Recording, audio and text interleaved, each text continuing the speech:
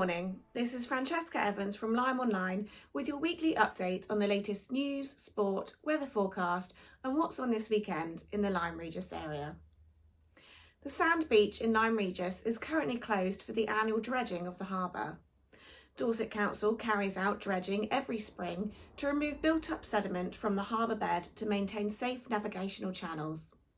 The entire sand beach has been cordoned off for public safety, with the closure expected to be in place until March 24th. In previous years, concerns have been raised over the effect that dredging has on bathing water quality, with much of the black sediment removed from the harbour placed on the beach and then washed into the bay. Dorset Council has remained adamant that the material is natural and any change in colour of the sea is due to disruption of the seabed. However, it advises against swimming in case of any potential allergic reaction.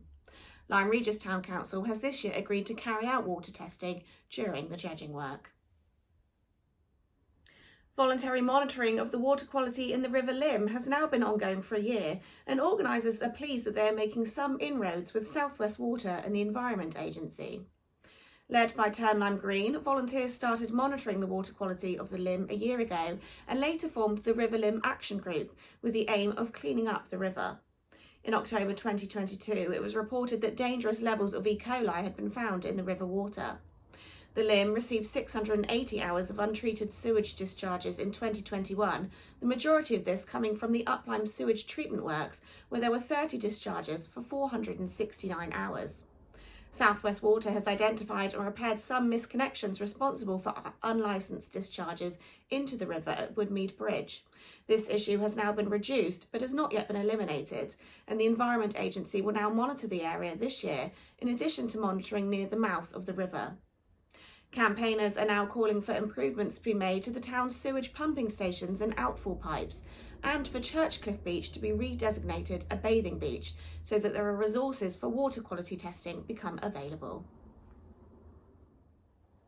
The Rotary Club of Lyme Regis has presented a total of £5,000 raised at the annual Lyme Lunch to two charities.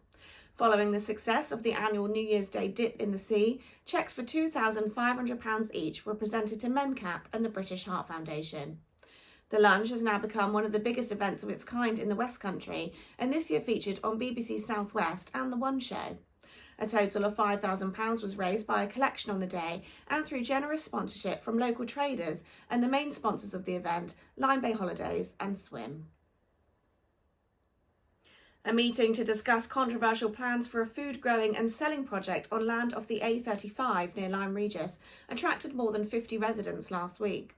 The Common Ground project has brought 47 acres of land overlooking Harcombe and intends to set up a trust that will enable 50 or so families to live off the land, either feeding themselves or providing an income from the land through horticulture, agriculture and livestock. The land is in the East Devon area of outstanding natural beauty and is currently unimproved grassland full of wildlife and flowers. Some residents have objected to the loss of rich grasslands and the habitats for wildlife. They have also raised concerns over the visual impact of 50 or so mobile homes on the site, waste and sewage processing and access from the fast-moving A35. The Jurassic Coast will feature on a Channel 5 documentary presented by Ben Fogle and featuring a former paratrooper who is walking the whole of the UK coast. Having suffered from depression, former paratrooper Christian Lewis set off to walk the entire UK coastline to raise funds for SSAFA, the Armed Forces charity that helped him back on his feet. 5 years on and his challenge is almost complete. He started in Swansea and is currently in Devon, and since starting has been joined by rescue dog Jet, partner Kate, who he met along the way, and they have since had a baby.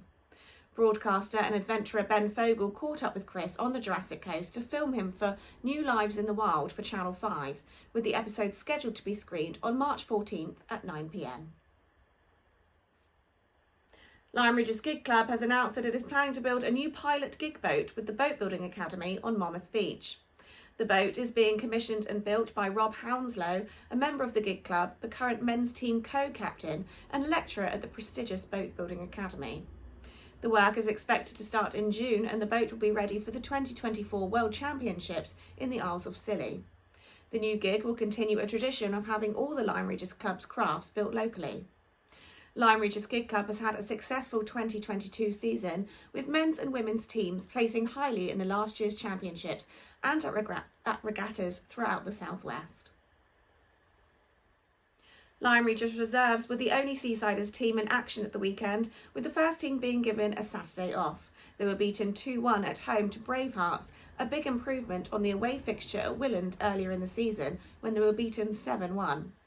There was very little between the two sides, with Lyme dominating the second half, but two defensive errors handed Bravehearts a 2-1 victory, the Lyme goal coming from a penalty scored by promising youngster Josh Daines. The reserves are without a game this Saturday, but Lyme Firsts travel to Sandford in the Devon and Exeter Premier Division in a bid to hold on to their 4th place position. Up Lyme Firsts, who drew 2-2 with Division 4 leaders St Thomas Social Club last weekend, are at home to Elmore Thirds, who sit 2 places below them in the division. Up Lyme Seconds are away to Barrington Reserves in the Perry Street League Division 3, and Charmouth are at home to Dowlish Wake and Donyat in Perry Street Division 1. Lyme Regis Golf Club welcomed their new captains for the coming year at the traditional drive-in on Sunday, when Ray Shinners, Rosemary Shepherd, Zach Mudford and club captain Steve Harlow took office and in the process raised nearly £500 for the captain's charity. Turn Lime Green will be holding a free seed swap at the Driftwood Cafe in Lyme Regis Baptist Church on Saturday from 11:30 a.m. In the evening, local band We Funk will be performing in a free gig at the Marine Theatre, with doors opening at 7 p.m, and the Nag's Head in Lyme Regis will be holding its weekly live music night from 9 p.m. It is also Grizzly Weekend in neighbouring Seaton, with thousands of runners heading to the East Devon town to take on the gruelling 20-mile multi-terrain race. You can cheer them on from the start line on Seaton Seafront at 10:30 a.m. on Sunday. A largely cloudy forecast today, with more sunny intervals and a fresh breeze expected on Saturday, and heavier cloud with the occasional shower on Sunday. Temperatures are set to reach highs of 8 degrees. Thanks for watching LymeOnline's video news bulletins. Our website is updated every day with the latest local news, or follow us on Facebook, Twitter and Instagram for regular updates, or sign up to our free newsletter to get the week's headlines sent straight to your inbox. Have a great weekend.